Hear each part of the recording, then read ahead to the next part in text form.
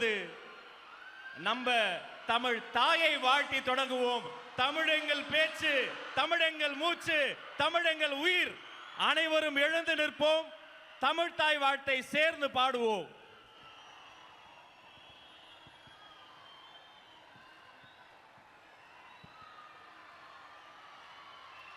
நீராறும் கடலுடுத்த நிலமடந்தை கெளிலொழுகும்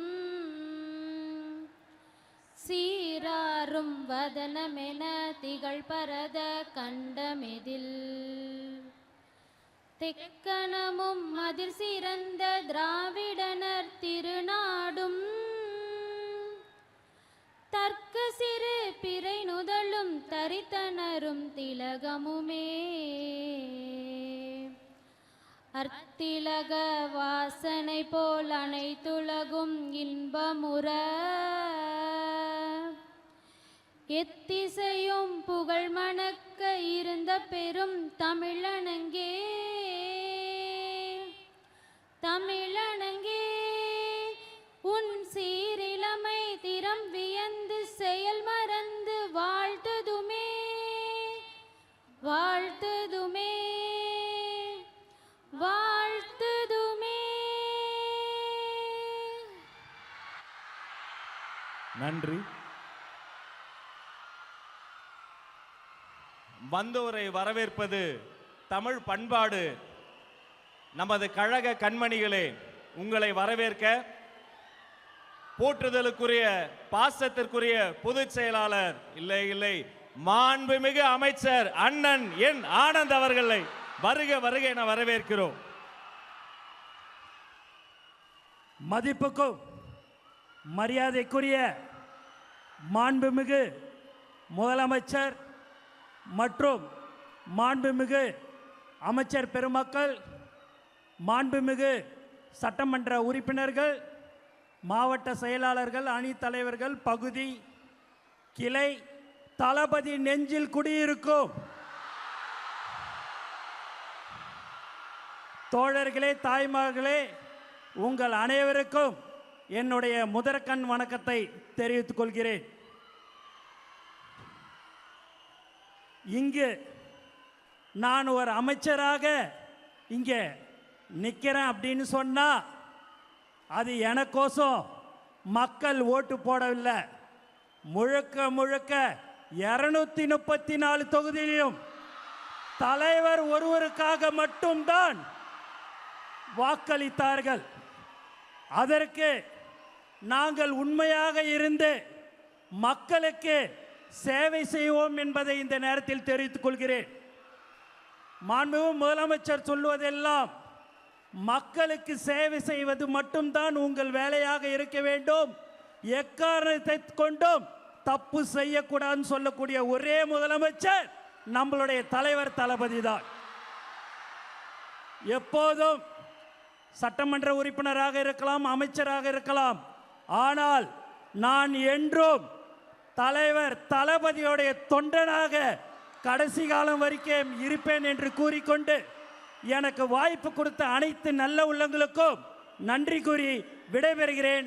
நன்றி, வணக்கம்.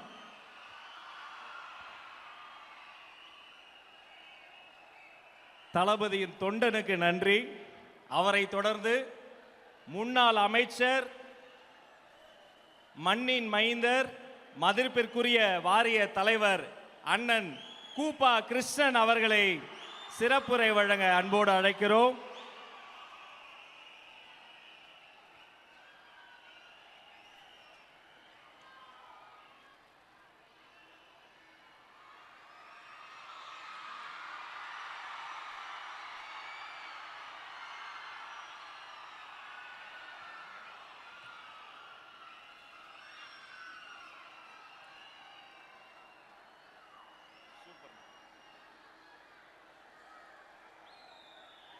மலைக்கோட்டையை தன் நெஞ்சில் சுமந்திருக்கும் திருச்சிக்கு வருகை தரக்கூடிய சிறன்கோட்டையினுடைய தளபதியே, உங்களுக்கு எங்களுடைய பணிவான வணக்கங்கள். கலை உலகத்திலே நாங்கள் கண்டோம், களிப்புற்றோம். தமிழகத்தினுடைய வெற்றி கழகத்தினுடைய தலைவராக இருந்தோம், வாழ்த்து பாடினோம். ஆனால் தமிழகத்தினுடைய முதலமைச்சராக பொறுப்பேற்று, மக்கள் விரும்புகின்ற முதல்வராக பொறுப்பேற்று வந்திருக்கிறீர்கள். இது தமிழ்நாட்டிற்கு மட்டுமல்ல, சரித்திரத்தையே சாகடித்து விட்டு வந்திருக்கிறீர்கள். 90 ஆண்டு காலம் வாழ்ந்த அரசியல் கட்சிகளும் உண்டு, வைர விழா கண்ட அரசியல் கட்சிகளும் உண்டு, வெள்ளி விழா கண்ட அரசியல் கட்சிகளும் உண்டு. எப்படி ஐயா உங்களுக்கு இப்படி ஒரு துணிவு வந்தது? 2.5 ஆண்டு காலத்திலே ஒரு கட்சியை நடத்தி ஆட்சியை பொறுப்பேற்றிருக்கிறீர்கள் என்று சொன்னால் இது உலக அதிசயத்தின் வரலாறு, வேற எவருக்கும் கிட்டாத ஒரு வரலாறு. இந்த வரலாற்று நாயகரே, எங்களுக்கெல்லாம் ஒரு வழியை காட்டுகிறோம் என்று எங்களெல்லாம் பெருமைப்படுத்தினீர்கள். இப்பொழுது நாங்கள் காலில் நிற்கவே முடியலை. ஏன்னா 90 வயதை தாண்டிய கட்சிக்காரர்கள் வருகிறார்கள், 75 வருடங்களை கொண்ட கட்சிக்காரர்கள் வருகிறார்கள், 50 ஆண்டு கால வெள்ளி விழா கட்சியை கண்டவர்களும் வருகிறார்கள், இன்று பிறந்தவர்களும் வருகிறார்கள். இவ்வளவு எதிரிகளை எல்லாம் நீங்கள் வசப்படுத்தக்கூடிய அந்த கவர்ச்சி உங்களிடத்திலே எப்படி வந்தது? அந்த ஈர்ப்பு எப்படி வந்தது? ஓட்டு போட வருகிறார்கள். 60,000 மைல்களுக்கு அப்பாலே வெள்ளையன் காலத்திலே வாழ்ந்தவர்கள் இன்றைக்கு உங்களுக்கு ஓட்டு போட திருச்சிக்கு, தமிழ்நாட்டுக்கு வந்தார்கள்.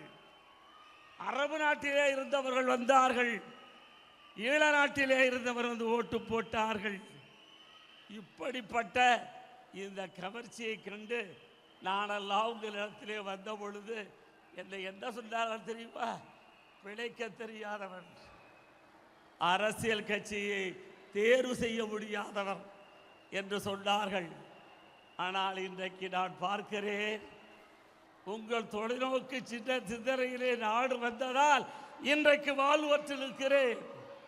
பலர் வதந்திக்கு கொண்டிருக்கிறார்கள், எண்ணிக்கொண்டிருக்கிறார்கள், எப்படி ஐயா இந்த கட்சி வந்தது ஆட்சிக்கு என்கிறார்கள்.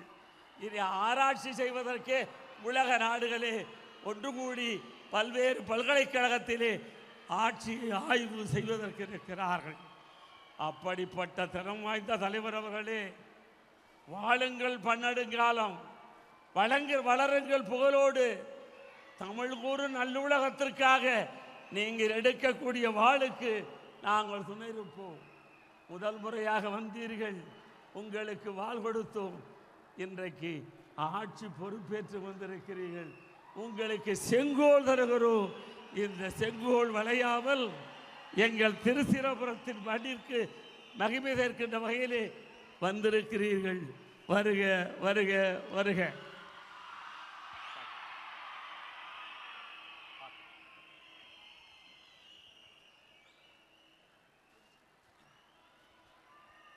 அண்ணன் பேசிவிட்டார். அண்ணனை தொடர்ந்து எங்கள் தம்பி குட்டி புலி, மாண்புமிகு இந்து சமய அறநிலையத்துறை அமைச்சர், உங்கள் மண்ணின் மைந்தர் திரு ரமேஷ் அவர்களை சிறப்புரை வழங்க அன்போடு அழைக்கிறோம்.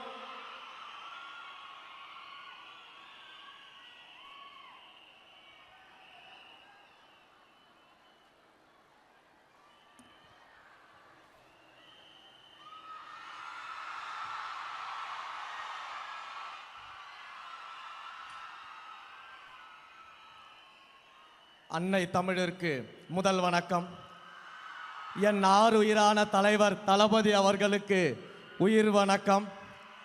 பேரன்பிற்குரிய பொதுச் செயலாளர் அண்ணன் என் ஆனந்த் அவர்களுக்கு நன்றி கலந்த வணக்கத்தோடு, இந்த ஒரு நிமிடத்திற்காக என் வாழ்க்கையில் பல வருடங்கள் காத்திருந்தேன்.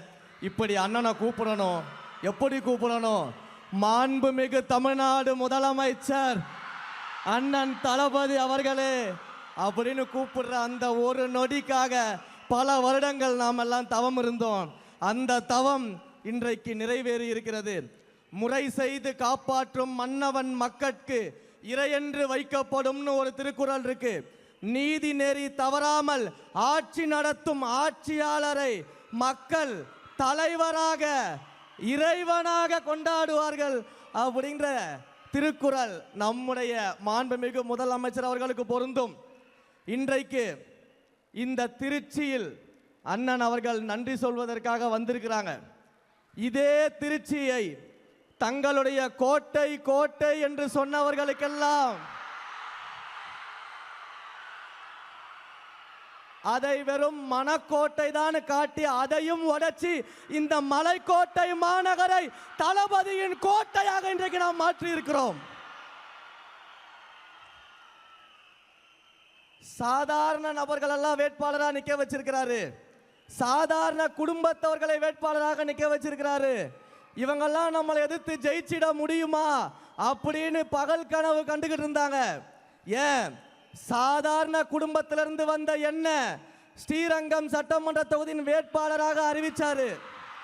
அறிவிச்ச உடனேயே இந்த திருச்சியின் முதலாளி என்று சொல்லக்கூடிய பல பேர் என்ன சொன்னாங்கன்னா, ஸ்ரீரங்கத்தில் வெற்றி பெறுபவர்கள் தான் ஆட்சியை அமைக்க முடியும், அது சென்டிமெண்ட் அப்படின்னு ஏளனமாக பார்த்தாங்க. ஆனா இந்த சாமானியனை ஸ்ரீரங்கத்தில் வெற்றி பெற வைத்து ஆட்சியில் முதலமைச்சராக அமர்ந்திருக்கக்கூடிய ஒரு மாபெரும் தலைவர் நம்முடைய தலைவர் அவர்கள் மட்டும்தான். உங்களைப் போல இந்த இடத்துல இருக்கக்கூடிய பல பேரை இந்த இடத்துக்கு கொண்டு வருவதற்கான வரலாற்றிலேயே ஒரு தலைவர் இருக்கிறார் என்றால் அது நம்முடைய தலைவர் அவர்கள் மட்டும்தான். வேற எந்த தலைவராலும் அது முடியாது. பல்வேறு மேடைகள்ல அண்ணன் முன்னாடியும் சொல்லியிருக்கிறேன், பிரச்சாரங்களின் போது பல்வேறு மேடைகள்லையும் பேசியிருக்கிறேன். அந்த ஒன்றை மட்டும் நினைவுபடுத்திடுறேன். பல இடங்கள்ல சொன்ன சின்ன பசங்கன்னு ஏளனமா பார்க்காதீங்க. இந்த சின்ன பசங்க என்ன செய்வாங்கன்னு காட்டுவோன்னு பல மேடைகள்ல நான் பேசியிருக்கிறேன், அண்ணன் முன்னாடியும் பேசியிருக்கிறேன். இப்ப அதே மாதிரி பார்க்கிறவங்களுக்கு இன்னொன்னு சொல்லிட்டு ஒரு உறுதிமொழியை சொல்லிட்டு நான் கிளம்பிடுறேன். எழுதி வச்சுக்கோங்க, இந்த சின்ன பசங்க வருங்காலத்தில் எதிர்கட்சியே இல்லாத சட்டமன்றத்தில் எங்கள் அண்ணனை முதலமைச்சராக அமர வைப்போம். இது வருங்காலத்தின் வரலாறாக மாறும். மாண்புமிகு முதலமைச்சர் அவர்களுக்கு என்னுடைய நெஞ்சார்ந்த நன்றியை தெரிவிச்சுக்கிறேன்.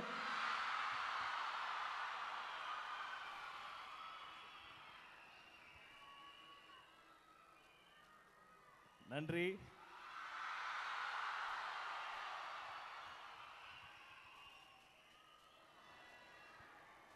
குட்டி புலியே கர்ஜித்தா தாய் புலி எப்படி கர்ஜிக்கணும் உங்களுக்கு சொல்ல வேணுமா?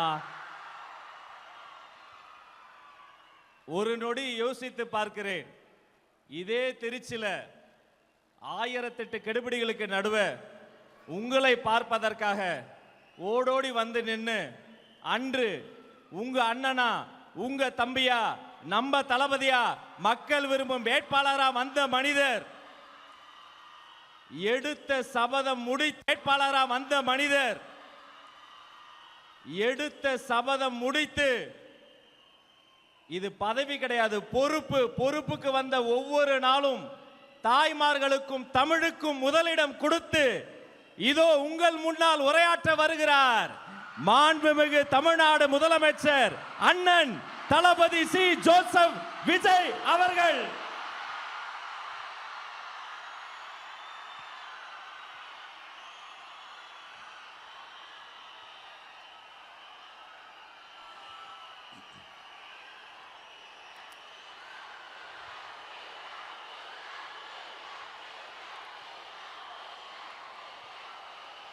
என் நெஞ்சில் குடியிருக்கும்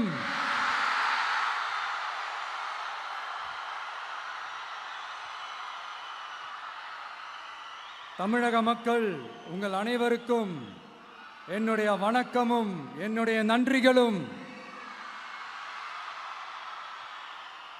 குறிப்பா திருச்சி கிழக்கு தொகுதி மக்கள் உங்கள் அனைவருக்கும் என்னுடைய ஸ்பெஷல் வணக்கமும் ஸ்பெஷல் நன்றிகளும். இதை நான் ஏன் இப்படி சொல்கிறேன்னா, என்னை வந்து இப்போது பெரம்பூர் தொகுதி எம்எல்ஏன்னு தான் சொல்லுவாங்க. பட் ஆனால் அது வந்து எலெக்ஷன் கமிஷனோட அந்த சட்ட விதிகளுக்கு மட்டும்தான் அப்படி. ஆனால் என்னை பொறுத்த வரைக்கும், தமிழ்நாட்டை பொறுத்த வரைக்கும், தமிழ்நாட்டுக்கு எப்படி திருச்சி வந்து ஒரு இதயம் மாதிரியோ, அந்த மாதிரி என்னோட இதயத்துக்கு திருச்சி கிழக்கு தொகுதி மக்களும் ரொம்ப ரொம்ப ரொம்ப க்ளோஸ் தான். அதில் எந்த மாற்றமும் கிடையாது. சரிங்களா?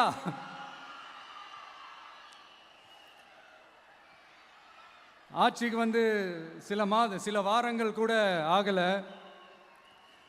6 மாதம் அமைதியாக இருப்போம்னு சொன்னவங்களாம் 6 நாள் கூட அமைதியாக இருக்க முடியல.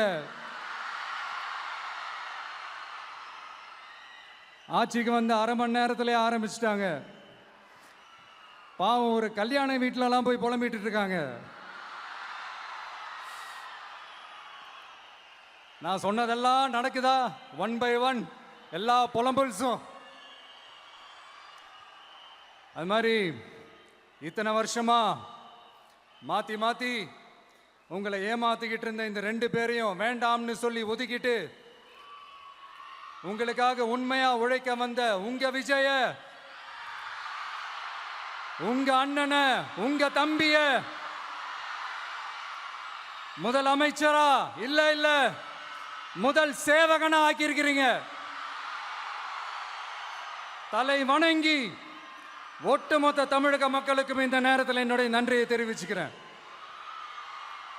இந்த நேரத்தில் எங்களுக்கு ஆதரவு தெரிவித்த அத்தனை இயக்கங்களுக்கும், அத்தனை இயக்கத்தின் தலைவர்களுக்கும் மீண்டும் என்னுடைய நன்றியை தெரிவிச்சுக்கிறேன்.